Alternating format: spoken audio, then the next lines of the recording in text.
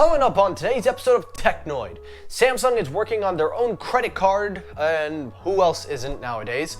Apple's new over-ear headphones finally get the name call, AirPods Studios. I'll break down everything that has been talked about with these headphones.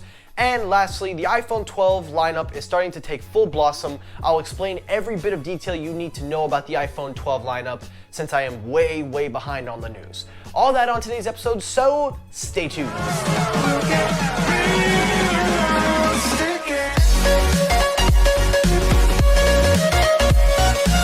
Hey, what is up everybody? Michael here, welcome back to Technoid. Hope you all are doing excellent. I hope you guys are having a great day. Now today is May 11th and there is only 5 more days till I am no longer a teen. I will finally be in my 20s. Oh man, that actually sounds pretty scary. I feel like an old man now.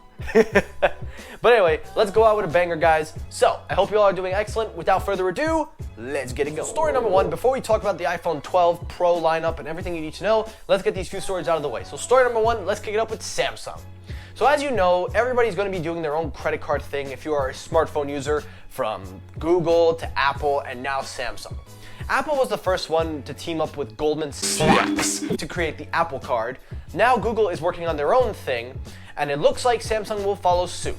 So according to the rumors, it suggests that Samsung is working on their own debit card, and they will be using it to directly link Samsung Pay with this card system, and it'll basically be for Samsung members only, as Samsung Pay is only available for Galaxy devices.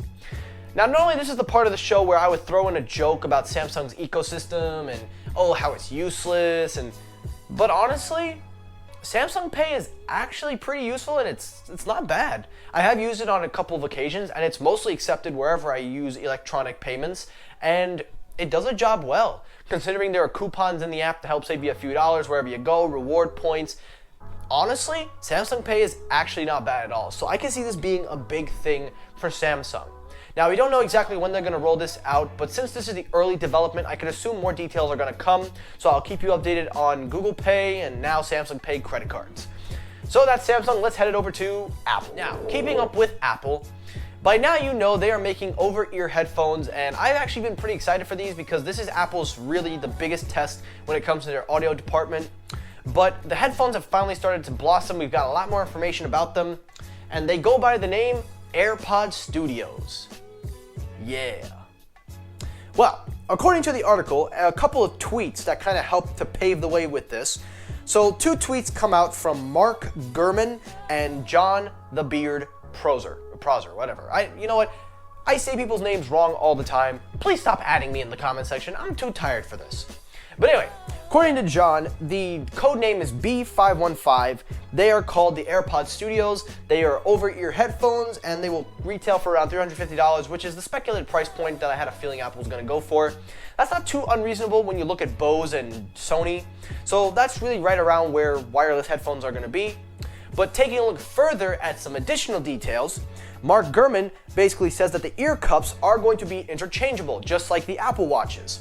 Now, the way that they're going to interchange is basically going to be how you would do it with the Apple Watch. It's magnetic, so instead of you having to pull the ear cup, you just magnetically detach them, and you can add different sizes for an on-ear, over-ear, help to make it more for fitness and also customization. That to me is actually one of the best features that I think you could put in an over-ear or on-ear headphone. You're allowing people to customize and are giving people an alternative is really where I feel over-ear headphones can shine. And Apple doing this definitely sets them apart from the competition. Considering they want to go after Bose and Sony, this definitely gives them a big up in my opinion. So I'm looking forward to it. Let's see what they do. And last story up, the main story of the day, the iPhone 12 lineup. So I'm going to spend a little bit of time kind of covering everything that I missed because I'm really behind, and then I'll get to the current event. So the iPhone 12 lineup is going to consist of 4 phones. We have a 5.4-inch budget version, kind of. It's supposedly a weirder version of the SE, a more premium version. Then you have the 6.1-inch iPhone 12. That is actually going to be replacing the 11. So this is not the 12 Pro, this is the 11. Now, a lot of people were confused because the 12 Pro and the Pro Max are rumored to be, I believe they're supposed to be the same size from what I understand. But But after being able to gather a little bit more details, basically the only difference is that the 12 and the 11 are going to be the follow-up. The 12 Pro will basically be around the same size or a little bit smaller, but basically it's going to be similar. The only difference is I'll explain that as we go along. So let me explain it to you in a little bit of sense, because this is confusing, so let me break it down. You're going to have two budget end versions. One will be $699, the other one will be $750. The $750 one will be the iPhone 11 follow-up, and the one thing you need to know, all of them will be OLED displays, so it's kind of crazy that they're putting OLED in all four of the models, even the cheaper ones, so that's good. And then you got the Pro and the Pro Max. Those two will be the top tier ones.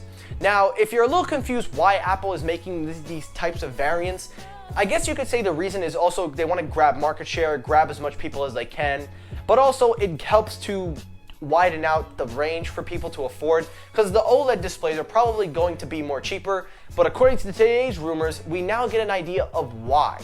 So according to Everything Apple Pro, no, he didn't come up with these, somebody gave him the source, but according to them, it seems like Apple is going to use the smaller versions, the two ones that I talked about just now, the smaller iPhone 12 and the iPhone 12.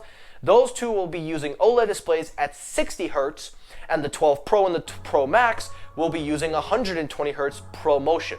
That same type of motion you see in the iPad, that's coming over to the Pro models. So that kind of helps to save price and also distinguish which is which. So not bad on that part. And taking a look further at the details, it will have different variants. So it'll have HDR support.